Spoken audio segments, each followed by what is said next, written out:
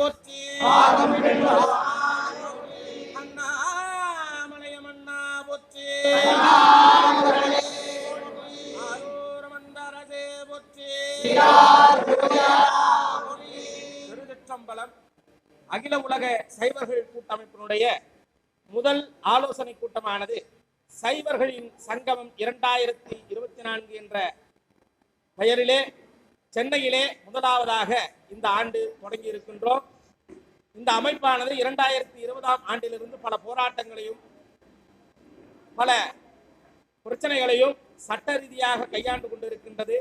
அந்த வகையிலே அறக்கட்டளையாக செயல்பட்டு கொண்டிருந்த இந்த அமைப்பானது இன்றிலிருந்து சங்கமாக பதிவு செய்யப்பட்டு அரசாங்கத்தினுடைய அங்கீகாரம் பெற்று இயங்க இருக்கின்றது. இதுவரையில் சென்னையில் மட்டும் இயங்கிக் கொண்டிருந்த இந்த அமைப்பானது தமிழகம் முழுக்க ஒவ்வொரு மாவட்டத்திலும் சைவருடைய ஒட்டுமொத்த கோரிக்கைகளாகவும் குரலாகவும் இந்த அமைப்பானது செயல்படும். ஒவ்வொரு மாவட்டங்களிலும் வழிபாடுகளையும் வழிபாடு சார்ந்த பிரச்சனைகளையும் சட்ட ரீதியாக எதிர்கொள்கின்ற அமைப்பாக இது உருவெடுத்திருக்கிறது. முதலிலே சென்னையில் மட்டுமே எங்களுடைய அமைப்பானது 120 திருக்கூட்டங்களோடு இயங்கிக் கொண்டிருக்கிறது. இந்த அமைப்பானது பரவலாக தமிழகமெங்கும் இனிமேல் செயல்பட ஆயத்தமாகி ஒவ்வொரு மாவட்டத்திலும் 20 பொறுப்பாளர்களோடு இந்த அமைப்பானது செயல்பட இருக்கின்றது. ஆகவே பக்தி ரீதியாக இருக்கின்ற அத்துணை சைவர்களும் பொதுமக்களும் பக்த கோடிகளும் சான்றோர்களும் ஆண்டோர்களும் இந்த அமைப்பிலே சேர்ந்து சைவத்தினையும் சைவத்தின் மூலமாக தமிழையும் தமிழர்களையும் பாதுகாக்கின்ற அமைப்பாக இது அமையும். ஆகையால் அனைவரும் ஒன்றிணைந்து செயல்படுவோம். மேன்மைக்கோள் சைவ நீதி, மேன்மைக்கோள் சைவ நீதி, மேன்மைக்கோள் சைவ நீதி. இதையே தாரக மந்திரமாக கொண்டு இந்த அமைப்பானது இயங்க இருக்கின்றது. இந்த அமைப்பு தமிழகத்தை தொடர்ந்து உலகமெங்கும் பரவலாக செயல்படும் என்பதனை இந்த நேரத்திலே மகிழ்ச்சியுடன் தெரிவித்துக் கொள்கின்றோம். இன்றைய தினமானது 7/1/2024 இன்று மாலை ஞாயிற்றுக்கிழமை மாலை 5:30 மணிக்கு மேலாக இப்பொழுது இறைவனார் தமிழருடைய பாரம்பரியமான 3000 ஆண்டுகள் பழமை வாய்ந்த இசைக்கருவிகளை எல்லாம் கொண்டு இறைவனார் தென்பாண்டி சீமையிலே தேரோடும் வீதியிலே மான் போல வந்த இறைவன் இப்பொழுது கோயம்பேடு மாட வீதியிலே சகல பரிவாரங்களோடு சகல பூதகண சிவ பூதங்களோடு இசைக்கருவிகளோடு மாடவீதி உலா வந்து இந்த விழாவானது தொடங்கி இருக்கின்றது. இதற்கு பிறகாக ஆலோசனை கூட்டமானது நடைபெற இருக்கின்றது. இதிலே ஒரு 8 வகையான தீர்மானங்களை நாம் அரசாங்கத்திற்கு கோரிக்கையாக வைக்கின்றோம். கோரிக்கையாக வைப்பது மட்டுமில்லாமல் அதனை செயல்படுத்துவதற்காக சட்ட ரீதியான நடவடிக்கையும் எடுப்போம் என்பதனை இந்த நேரத்திலே தெரிவித்துக் கொள்கின்றோம். அந்த வகையிலே 63 நாயன்மார்கள் 6ஆம் நூற்றாண்டு தொடங்கி 12ஆம் நூற்றாண்டு முடிய சேக்கிழார் வரை 6ஆம் நூற்றாண்டிலே ஞானசம்பந்தர் தொடங்கி சேக்கிழார் பிறந்த ஊர் குன்றத்தூர், சென்னைக்கு அருகிலே இருக்கின்ற குன்றத்தூரிலே இருக்கின்ற குன்றத்தூர் கோமகனார் சேக்கிழார் தான் அத்துணை அடியாருடைய புராணங்களையும் 12 திருமுறைகளாக வகுத்து எடுத்திருக்கின்றார். இந்த 12 திருமுறைகளையும் அதற்கு முன்பாக யார் மீட்டெடுத்தார்கள் என்று சொன்னால் ராஜராஜ சோழன் மீட்டெடுத்திருக்கிறார். அந்த ராஜராஜ சோழன் மீட்டெடுத்த அந்த திருமுறைகளை இயற்றிய 63 நாயன்மார்களைத்தான் நாங்கள் முன்னெடுக்க இருக்கின்றோம். அந்த 63 பேர் இந்த உலகத்திலே என்ன செய்தார்கள், அவர்கள் எப்படி இறைவனோடு கலந்தார்கள், அவர்கள் கலந்த அந்த நாளை ஒரு பெரும் விழாவாக ஒவ்வொரு ஊரிலும் 63 நாயன்மார்கள் குருபூசை நடக்கக்கூடிய குருபூசை பெறாமல் இருந்தால் அந்த குருபூசையை முன்னெடுத்து நடத்தக்கூடிய அளவிற்கு நாங்கள் அந்த விழாவை சிறப்பாக கொண்டாட இருக்கின்றோம். இதுவரையில் நடந்து கொண்டிருக்கின்ற பல ஊர்களிலே நடந்து கொண்டிருக்கின்றது. நடைபெறாத ஊர்களிலே கண்டிப்பாக முன்னெடுப்போம். அதனை அரசு முன்னெடுத்து இந்து சமய அறநிலைத்துறைக்கு சம்பந்தமான அத்துணை கோவில்களிலும் முன்னெடுக்க வேண்டும் என்று அரசாங்கத்திற்கு நாம் கோரிக்கையாக வைக்கின்றோம். மாவட்டங்கள் தோறும் வழிபாட்டு மையங்கள் 2011ஆம் ஆண்டு தமிழகத்தினுடைய மக்கள் தொகையானது 6,30,00,000 பேர் இந்து சமயத்தை சார்ந்தவர்கள் என்று புள்ளி விவரங்கள் குறிப்பிடுகிறது. அதன்படி தமிழகத்திலே 40,000 கோயில்கள் இருக்கிறது என்று சொல்லுகிறார்கள். அந்த வகையிலே நாம் வகுத்து பார்த்தால் ஒரு கோவிலிலே 1500 பேர் இருக்கின்ற மாதிரியான கணக்கு வருகிறது. ஒரு கோவிலிலே 1500 பேர் இருக்கின்ற மாதிரியான சூழ்நிலை எந்த கோவில்களிலும் இல்லை. ஆகையால் வழிபாட்டு மையங்களை உருவாக்கி அந்த வழிபாட்டு மையங்களில் சிவபெருமானையும் நந்தியம்பெருமானையும் எழுந்தருள செய்து அந்த வழிபாட்டிலே ஆண்களையும் பெண்களையும் வழிபாட்டுக்கு அமர்த்தி வழிபாட்டிலே எந்த விதமான பாகுபாடும் இல்லை என்பதனை பறைசாற்றி ஒவ்வொரு மாவட்டங்களிலும் வழிபாட்டு மையங்களையும் வழிபாட்டு மன்றங்களையும் உருவாக்கி இந்த சைவ வழிபாட்டினை முன்னெடுக்கின்ற அமைப்பாக இந்த அமைப்பு இருக்கிறது. இதனையும் இந்த வழிபாட்டு மன்றங்களுக்கு தேவையான நிலங்களை இந்து சமய அறநிலைத்துறைக்கு சொந்தமான ஆலயங்களுக்கு சொந்தமான நிலங்களை குத்தகைக்கோ அல்லது அரசாங்கம் வழங்கி இந்த வழிபாட்டு மன்றங்களை உருவாக்குவதற்கு வழிவகை செய்வதற்கு ஆதரவாக இருக்க வேண்டும் என்று அரசிடம் கோரிக்கை வைக்கின்றோம். அனைத்து கோவில்களிலும் தமிழிசை கருவிகளான 3000 ஆண்டுகள் நம்முடைய கருவிகளுக்கெல்லாம் சான்றுகளை எடுத்தால் 3000 ஆண்டுகளுக்கு முன்பாக வாசிக்கப்பட்டது என்று வரலாறுகள் இருக்கிறது. அப்படிப்பட்ட இசைக்கருவிகள் எல்லாம் விட்டுவிட்டு இன்றைய சமூகத்தினர் மின்னணு முன்னோக்கி மின்னணு என்று ஏதோ ஒரு வகையான இசைக்கருவிகளை இயக்கி கொண்டிருக்கிறார்கள். இன்றைக்கு இருக்கின்ற பெற்றோர்கள் அனைவரும் ட்ரம்ஸ் கற்றுக்கொள் அல்லது கீபோர்டு கற்றுக்கொள் என்று அவருடைய குழந்தைகளை பழக்குகிறார்கள். முழக்குங்கள், இருமுக முழவை முழக்குங்கள், திருச்சின்னத்தை முழக்குங்கள், எக்காலத்தை முழக்குங்கள் என்று குழந்தைகளை வலியுறுத்துவதற்கு காரணமாக அரசாங்கம் முதலிலே பள்ளி கல்வித்துறையிலே இந்த இசைக்கருவிகளை கொண்டு வந்திருக்கின்றது. அதற்கு அகில உலக சைவர்கள் கூட்டமைப்பு சார்பாக அரசாங்கத்திற்கு எங்களுடைய நன்றிகளை தெரிவித்துக் கொள்கின்றோம். அடுத்தபடியாக இளைஞர்களுக்கு இந்த இசைக்கருவிகளை இலவசமாக பயிற்சி அளித்து அந்த பயிற்சி மூலமாக அவர்கள் பயிற்றுவிக்கப்பட்டு அவர்களையே இந்து சமய அறநிலைத்துறையிலே ஒரு பணியையும் அமர்த்தி அரசாங்க ஆணையை வெளியிட வேண்டும் என்று அரசாங்கத்திடம் கோரிக்கையாக வைக்கின்றோம். 268 பாடல் பெற்ற தலங்கள், மற்ற தலங்கள் எல்லாம் தமிழ்நாட்டு மாநிலத்தை தவிர 276 தலங்கள் இருக்கிறது. மற்ற தலங்கள் எல்லாம் மாநிலத்தை தவிர பிற இடங்களிலே இருக்கின்றது. தமிழ்நாட்டில் மட்டும் 268 தலங்கள் இருக்கிறது. அத்துணை தலங்களிலும் சிவனடியார்களும் பொதுமக்களும் வழிபாடு செய்வதற்கும் அடிப்படை தேவைகளையும் முன்னெடுத்து அவர்கள் போக்குவரத்து வசதிக்கு ஏற்றவாறு அமைத்து அந்த போக்குவரத்தையும் தமிழக அரசு சரி செய்ய வேண்டும் என்று அதற்கு ஆவணம் செய்ய வேண்டும் என்று கோரிக்கையாக வைக்கின்றோம். 268 பாடல் பெற்ற தலங்களிலும் அந்த பாடல்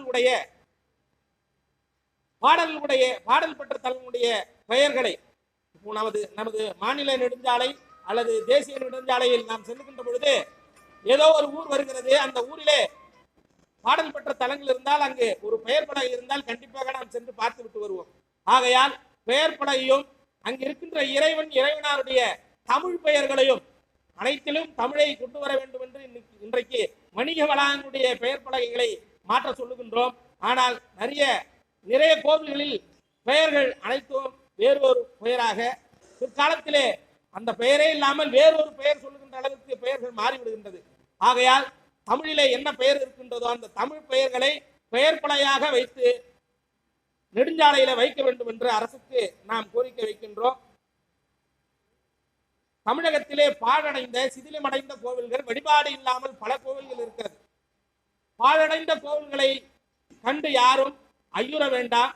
அந்த பாழடைந்த கோவில்களை பராமரிப்பதற்கு உடவாரப்பணி என்று திருநாவுக்கரசர் வழியே நடக்கின்ற சிவனடியார்கள் தமிழ்நாட்டிலே ஏராளமாக இருக்கிறார்கள். சென்னையிலே தூய்மை செய்வதற்கு கோவிலே இல்லை. அப்படி அனைத்து கோவில்களும் தூய்மை செய்யப்பட்டு விட்டது. அந்த அளவிற்கு உடவாரப்பணி என்பது மாவட்டங்கள் தோறும் மாநிலம் முழுவதும் இருக்கிறது. அந்த மாநிலத்தில் இருக்கின்ற உழவாரப்பணியை கொண்டு அனைத்து கோவில்களிலும் மாதந்தோறும் உழவாரப்பணியை செய்து கோவில்களுடைய தூய்மையை உறுதி செய்யலாம். அதற்கு நமது அகில உலக சைவர்கள் கூட்டமைப்பானது உறுதுணையாக இருக்கும் என்பதனை இந்த நேரத்திலே அரசாங்கத்திற்கு தெரிவித்துக் கொள்கின்றோம். கொண்டாடாமல் எடுத்துக்காட்டுக்கு சொல்ல வேண்டும் என்று சொன்னால் திருவாரூர் திருவாரூர் தேரழகு என்று சொல்லுவார்கள், விருந்திபுரம் மதிலழகு என்று சொல்லுவார்கள். அந்த வகையிலே திருவாரூர் தேர் என்று சொல்லப்படக்கூடிய அந்த தேரானது தொடங்குவதற்கு முன்பாக, தேர் திருவிழா தொடங்குவதற்கு முன்பாக 10 நாள் திருஞான சம்பந்தருக்கு விழா எடுக்கின்ற ஒரு மரபு தமிழ்நாட்டிலே இருக்கிறது, திருவாரூரிலும் இருந்திருக்கின்றது. அந்த மரபு இன்றைக்கு இல்லை. அந்த விழாவை அரசாங்கம் கண்டிப்பாக முன்னெடுக்க வேண்டும்.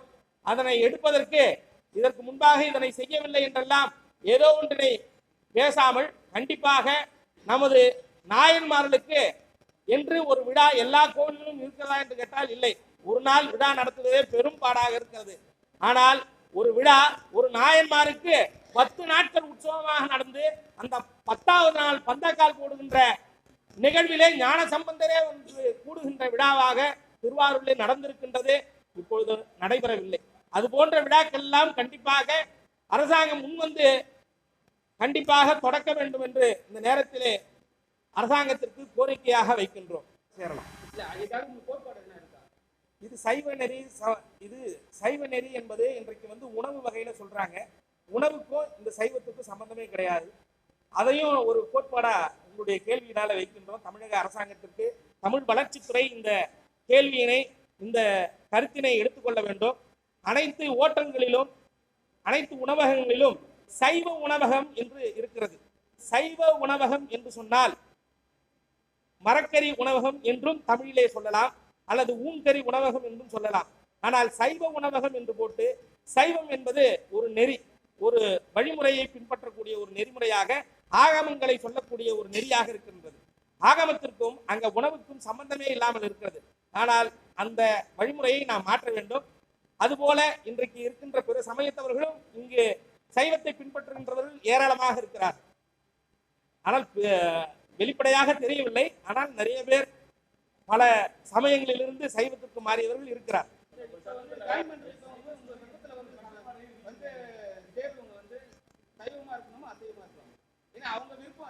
அன்பும் சிவமும் இரண்டென்பார் அறிவிலார், அன்பே சிவமாவதாரும் அறிகிறார், அன்பே சிவமாவதாரும் அறிந்த பின் அன்பே சிவமாய் அமர்ந்திருந்தாரே. அன்புதான் சிவம் என்று திருமூலர் சொல்லுகிறார். 3000 ஆண்டுகள் வாழ்ந்த முனியாக திருவாவூர்துறையில பிறந்தவராக இருக்கிறார். அவர் தமிழர்களுக்கு ஒரே மந்திரம் தான், அது திருமந்திரம் தான். அந்த திருமந்திரத்திலே அன்புதான் சிவம் என்று சொல்லுகிறார். ஆகையால் எந்த உயிர்களிடத்தெல்லாம் அன்பு இருக்கின்றதோ அவர்கள் எல்லாம் சிவனடியார்கள் தான், அவர்கள் எல்லாம் சைவர்கள் தான். அவர்கள் இன்றைக்கு இருக்கின்ற ஏதோ ஒரு ஊன்கறி உணவுகள் எல்லாம் உண்ணுகின்றவர்களாக இருந்தாலும், இன்றைக்கு அதிபத்த நாயனார் என்ற ஒருவர் இருக்கிறார். அவர் நாகைப்பட்டினத்திலே மீன் பிடிப்பவர். ஆகையால் அவர் சைவர் இல்லை என்று சொல்ல முடியாது. 63 நாயன்மார்களில் ஒருவராக இருக்கின்றார். நமது ஆந்திர மாநிலத்திலே காலாஸ்தி என்று சொல்லக்கூடிய ஸ்ரீ காலாஸ்தி என்று சொல்லுவார்கள். அந்த இடத்திலே இருக்கின்ற கண்ணப்ப நாயனார் வண்டிக்கரியினை சுவைத்து சுவைத்து அதிலே மென்மையான கரிகளை மட்டுமே இறைவனுக்கு படைத்து 7 நாளில் கைலாயத்திற்கு முக்தி அடைந்திருக்கிறார் என்று சொன்னால் இதுதான் சைவ நெறி. இதைத்தான் நாம் சொல்லுகின்றோம். இந்த அன்பு யாரிடம் இருக்கின்றதோ அவர்கள் அனைவரும் சைவர்கள் தான். இந்த அமைப்பிலே யாரெல்லாம் சேரலாம் என்று உங்களுடைய கேள்வியிலிருந்து தொடங்குகின்றோம். நாம் நமது வழிபாட்டிற்கு செல்கின்ற போது தமிழ்நாட்டில் இருக்கின்ற அத்துணை ஆலயங்களிலும் சிவகோத்திரம் என்று சொல்லுகின்றோம். இந்த சிவகோத்திரம் என்பது ஒரு அனைவரும் அனைத்து ஆலயங்களும் பயன்படுத்தக்கூடிய ஒரு வார்த்தை. இந்த கோத்திரத்திலே இருக்கின்றவர்கள் அனைவரும் சைவர்கள் தான், அனைவரும் சிவனடியார்கள் தான், அனைவரும் கண்டிப்பாக இந்த அமைப்பிலே சேரலாம். யாரெல்லாம் நாம் மீன் வியாபாரம் செய்கின்றோம் அல்லது வேறு ஏதாவது ஒரு வியாபாரம் செய்கின்றோம், நாங்கள் சைவர்கள் ஆக முடியாதா என்று கேட்டால், ஒரு உயிரினை கொள்ளுவதற்கு நீங்கள் தயங்குகின்றீர்கள் என்று சொன்னால் உங்கள் இடத்திலே அன்பு வந்துவிடும். நீங்கள் அந்த தொழிலை செய்து கொண்டு இந்த சமயத்தை தழுவினால் கண்டிப்பாக ஏன் நீங்கள் அதனை செய்யக்கூடாது என்ற அறிவினை தமிழ் கொடுக்கும், சைவம் கொடுக்கும். பிறகு நீங்கள் அந்த விடயத்தை நீங்கள் மாற்றிக்கொள்வீர்கள் என்பதனை தெரிவித்துக் கொள்கின்றோம். சிவனடியாருக்கும் இந்த கைலாச அகோரிகள் என்று சொல்றாங்க. உங்களுக்கு என்ன வித்தியாசம்? நமது தமிழ்நாடானது ஆகம கோவில்களை கொண்டு இயங்குகிறது. அகோரிகள் என்று சொல்லப்படுகின்றவர்கள் ஆமாம் ஆமாம், அவர்கள் கோரம் என்றால் அழகு அற்றது, அகோரம் என்றால் அழகானது. அனைவரும் என்ன நினைத்துக் கொண்டிருக்கின்றோம்? அகோரி என்று சொன்னால் அழகு இல்லாதது என்று நினைத்துக் கொண்டிருக்கின்றோம். ஆனால் தமிழ் சொல்லுகிறது கோரம் என்றால் அழகு இல்லாதது, அகோரம் என்றால் அழகானது. அவர்களுக்கு மண் என்றாலும் உணவாக எடுத்துக்கொள்வார்கள், மரம் என்றாலும் உணவாக எடுத்துக்கொள்வார்கள், வெறும் இந்த மரக்கறி என்று அல்ல, சாம்பலாக இருந்தாலும் சாப்பிடுவார்கள், எதுவாக இருந்தாலும் சாப்பிடுவார்கள். இந்த உணவை உண்ண வேண்டும் என்று அவர்கள் நாம் கட்டுக்குள் கொண்டு வர முடியாது. அவர்கள் சுவாசத்தையே உணவாக எடுத்துக்கொண்டு வாழ்கின்றவர்கள். அவர்களுக்கும் இங்கு இருக்கின்றவர்கள் எல்லாம் மனிதர்களாக வாழ்ந்து கொண்டிருக்கின்றோம். இங்கு பல சுவாசத்தை அந்த குருநாதரிடமிருந்து நாம் பயிற்சியை பெற்றுக்கொண்டால் அந்த அகோர நிலைக்கு நாம் செல்லலாம். தமிழ்நாட்டிலே 40 லட்சம் சிவனடியார்கள் இருப்பதாக ஒரு புள்ளி விவரங்கள் சொல்லுகிறது. அந்த 40 லட்சம் சிவனடியார்களையும் இந்த அமைப்பில் இணைக்க வேண்டும் என்பதுதான் எங்களுடைய குறிக்கோள். தற்பொழுது 74 திருக்கூட்டங்கள், ஒவ்வொரு திருக்கூட்டங்களிலும் 50 பேர் உழவார திருப்பணி, திருவாசகம் முற்றுவதல் செய்கின்றவர்கள், 12 திருமுறை ஓதுகின்றவர்கள், கைலாய வாத்தியங்கள் வாசிக்கின்றவர்கள், இது போன்று பல தொண்டுகளை செய்கின்றவர்கள் அனைவரும் நமது அமைப்பிலே இப்போது சென்னையில் மட்டும் இருக்கின்றவர்கள் இணைந்திருக்கிறார்கள். இனிமேல் மற்ற மாவட்டங்களிலே இருக்கின்றவர்களை இணைப்போம்.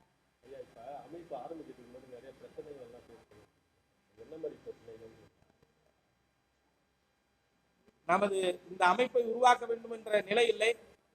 இந்த அமைப்பினை திருச்சிற்றம்பலம் என்ற ஒரு வார்த்தையை தவறாக சித்தரித்து ஒருவர் பேசிய காரணத்தினால் இந்த அமைப்பு இவ்வளவு நிலையாக இன்றைக்கு உறுதியாக துவங்கி இருக்கின்றோம்.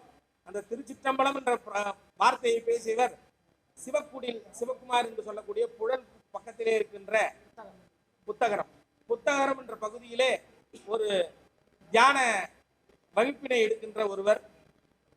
அவர் பேசிய அந்த சொல்லுக்கு அவர் மீதாக வழக்கினை தொடுத்து அதில் வெற்றியும் அடைந்தோம்.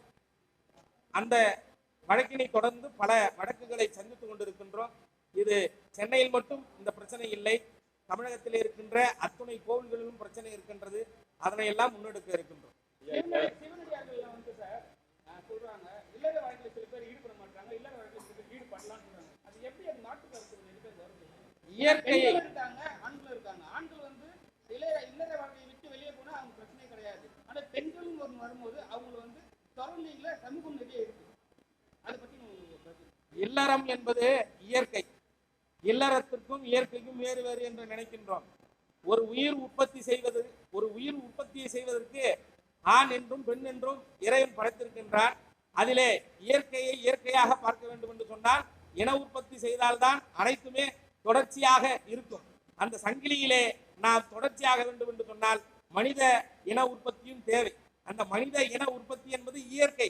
அந்த இயற்கையையும் இந்த சமயத்தையும் யாரும் போட்டு குழப்பிக் கொள்ள தேவையில்லை. அதற்கும் இதற்கும் எந்த விதமான சம்பந்தமும் இல்லை. அனைத்து நாயன்மார்களும் இறைவியோடு தான். ஏன் சிவபெருமானே இறைவி இல்லை என்று சொன்னால் வெளியே வரமாட்டார். அதுபோல்தான் நாமும் வாழ வேண்டும். நமது குடும்பத்திலே இருக்கின்றவர்கள் அனைவரும் குழந்தை குட்டியோடு வாழ வேண்டும் என்று சொல்லுதா என்ற ஒரு வகையில்தான் அனைத்து கோவில்களிலும் இருக்கின்ற இறைவன் சோமாஸ்கந்தராக குழந்தையோடு, இப்பொழுது நமக்கு பின்பாக வைத்திருக்கின்ற இறைவன் கூட அவருடைய குழந்தையோடு தான் இருக்கின்றார். முருகப்பெருமானோடு தான் சோமாஸ்கந்தராக எழுந்தருள் இருக்கிறார் என்று சொன்னால் குடும்பத்தோடு வாழ்வது இல்லறமே நல்லறம் என்பது தமிழ். அந்த தமிழ் சொல்லுவது சைவ நெறி. அந்த நெறி இதனைத்தான் சொல்லுகின்றது.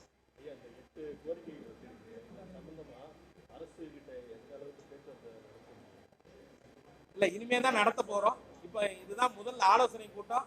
இதுல தீர்மானங்களாக கொண்டு வந்து எல்லா அடியாருடைய தீர்மானங்களையும் கேட்டு எல்லாருடைய கருத்துக்களையும் கேட்டு அதனை எந்தெந்த வகையில எந்தெந்த கோரிக்கைகளை எப்பப்ப வைக்கலாம் அப்படிங்கிறத ஆலோசனை செய்வோம். கண்டிப்பாக நம்முடைய தமிழ் இசையை கெடுத்ததே அது என்று கூட சொல்லலாம். வருங்காலத்தில் தற்காலங்களில், அதாவது பிற்காலங்களில் உருவாக்கப்பட்டதே அந்த எலக்ட்ரிக் மேளம் என்று சொல்லக்கூடியது. அந்த எலக்ட்ரிக் மேளங்களுக்கு முன்பாக என்ன இருந்தது என்று சொன்னால் 2 தவில், 2 நாதஸ்வரம், ஒரு கிடுகிட்டி என்று சொல்லக்கூடிய ஒரு கருவி வாசலிலே வைக்கப்பட்டு நைவேத்தியத்துக்காவது அந்த கிடுகிட்டி இசைக்கப்பட்டது. ஒரே ஒரு குச்சியினை வைத்தாவது ஏதாவது ஒரு குழந்தையாவது அதை தட்டி கொண்டு இருந்தது. இன்றைக்கு அந்த நமது முன்னோர்கள் இந்த இசைக்கருவிகளை எதற்காக உருவாக்கி இருக்கிறார்கள் என்று பார்த்தால் மருத்துவம் அந்த இசைக்கருவியில இருக்கிறது. ஒவ்வொரு இசைக்கருவியும் ஒவ்வொரு வகையான தோலால் செய்யப்பட்டது. அந்த தோள்களில் இருந்து வருகின்ற அதிர்வலைகளானது ஒவ்வொரு நோயினை நீக்கக்கூடியதாக இருக்கிறது. நோய் எதிர்ப்பு சக்தி ஆற்றலை கொடுக்கக்கூடியதாக இருக்கிறது. இதனை நான் சொல்லவில்லை. ஆபிரகாம் பண்டிதர் 1917ஆம் ஆண்டு தமிழ் இசை மாநாட்டை நடத்தி அன்றைக்கு இருக்கின்ற மன்னர்கள் முதற்கொண்டு அனைத்து வித்வான்களையும் தமிழ் இசை வித்வான்களையும் அமர வைத்து இதனை நிரூபித்திருக்கிறார். இதற்கு சான்று கருணாமிர்த சாகரம் என்ற நூலிலே இருக்கிறது.